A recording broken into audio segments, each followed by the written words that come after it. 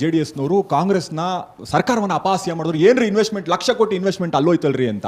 ರೆಟ್ಟೆಪಿಸಮ್ ಬಗ್ಗೆ ಮಾತಾಡಲೇಬೇಕು ನಾವು. ಇನ್ವೆಸ್ಟ್ಮೆಂಟ್ ಅಲ್ಲಿ ಹೋದಾಗ ಬಾಯಿ ಪಡ್ಕೊಂಡವರು ಇವತ್ತು ನಾವೇನೋ ಮಾಡ್ತಾ ಇದೀವಿ. ಬೆಂಗಳೂರು ಟ್ರಾಫಿಕಲ್ಲಿ ನೊಂದೋಗಿದ್ದೀನಿ ಸರ್. ಒಂಚೂರು ಪರಿಹಾರ ಸಿಗುತ್ತೆ ಇನ್ನು 10-20 ವರ್ಷಕ್ಕೆ. ಬೆಂಗಳೂರು ದೊಡ್ಡದಾಗ್ಲಿ ಅನ್ನೋ ಕಾರಣಕ್ಕಾಗಿ ಮಾಡ್ತಿರುವಂಥ ಯೋಜನೆಗೆ ಇವರು ವಿರೋಧ ಮಾಡ್ತಾ ಇದ್ದಾರೆ. ಅಂದರೆ ಕುಮಾರಸ್ವಾಮಿ ಅಧಿಕಾರದಲ್ಲಿ ಇದ್ದಿದ್ರೆ, ಮತ್ತೆ ಹೇಳ್ತೀನಿ, ಕುಮಾರಸ್ವಾಮಿ ಅಧಿಕಾರದಲ್ಲಿ ಇದ್ದಿದ್ರೆ ಈ ಯೋಜನೆ ಮಾಡ್ತಿದ್ರು. ಇವತ್ತೇನ್ ವಿರೋಧ ಮಾಡ್ತಿದ್ರಲ್ಲ JDS ನ ಬೆಂಬಲಿಗರು, ಇವರು ಅವ್ರ ಪರವಾಗಿ ನಿಂತ್ಕೋತಾ ಇದ್ದಾರೆ. ನಂಗೂ ಮಾತಾಡಕ್ ಬರುತ್ತೆ, ಮಾತಾಡೋದಕ್ಕೆ ಬರುತ್ತೆ. JDS ಬಗ್ಗೆ ಮಾತಾಡ್ತಾನೋ, JDS ಬಗ್ಗೆ ಮಾತಾಡ್ತಾನೋ, JDS ಬಗ್ಗೆ ಮಾತಾಡ್ತಾನೋ, JDS ಬಗ್ಗೆ ಮಾತಾಡ್ತಾನೋ, JDS ಬಗ್ಗೆ ಮಾತಾಡ್ತಾನೋ, JDS ಬಗ್ಗೆ ಮಾತಾಡ್ತಾನೋ.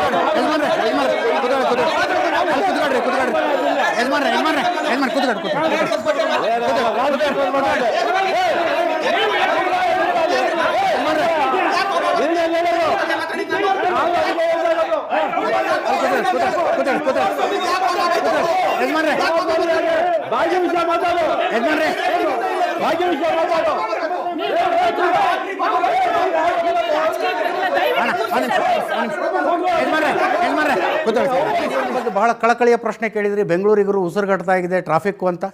ನಿಮ್ಮ ಅವಶ್ಯಕತೆಗಳನ್ನು ಪೂರೈಸೋದಕ್ಕೆ ಸುತ್ತಲಿನ ಹಳ್ಳಿಗಳಿದಾವೆ ಅನ್ಕೊಂಡಿದ್ದೀರಾ? ಹಾಂ, ಇಲ್ಲಿ ಬೆಂಗಳೂರು ನಿಮಿಷ ಕೇಳಿಸ್ಕೊಳ್ರಿ. ಬೆಂಗಳೂರಲ್ಲಿ ಕಸ ಹುಟ್ಟಿಸ್ತೀರಿ, ಅಲ್ಲಿ ಹೋಗಿ ಮಂಗಳೂರಲ್ಲಿ ಹಾಕ್ತೀರಿ. ಆ ಊರಿನ ಜನ ಅನುಭವಿಸ್ಬೇಕು. ಬೆಂಗಳೂರಿಗೆ ಏರ್ಪೋರ್ಟ್ ಬೇಕು, ದೇವನಹಳ್ಳಿ ಜನ ಅನುಭವಿಸ್ಬೇಕು. ಬೆಂಗಳೂರಿಗೆ ಟೌನ್ಶಿಪ್ ಬೇಕು, ಬಿಡದಿ ಜನ ಅನುಭವಿಸ್ಬೇಕು. ಅಂದರೆ ನೀವು ಕಂಫರ್ಟಬಲ್ ಆಗಿ ನಾವು ಬೆಂಗಳೂರಿಗರು ಬದುಕಬೇಕು, ಸುತ್ತಲಿನ ಹಳ್ಳಿಗಳು ಏನು ಬೇಕಾದರೂ ಆಗಲಿ ಅಂದರೆ ಏನರ್ಥ ಇದು? ಇಲ್ಲಿ ಹೋಗಿ ಅಂದರೆ ಏನು ಮಾಡಬೇಕು ಅಂದರೆ ಇಲ್ಲಿ ಚರಂಡಿಗೆ ನೀರು ಬಿಟ್ಟು ಆ ವೃಷಭಾವತಿ ನದಿ ಮಾಡ್ತೀರಿ, ಆ ರೈತರ ಅನುಭವಿಸ್ಕೊಳ್ಳಿ.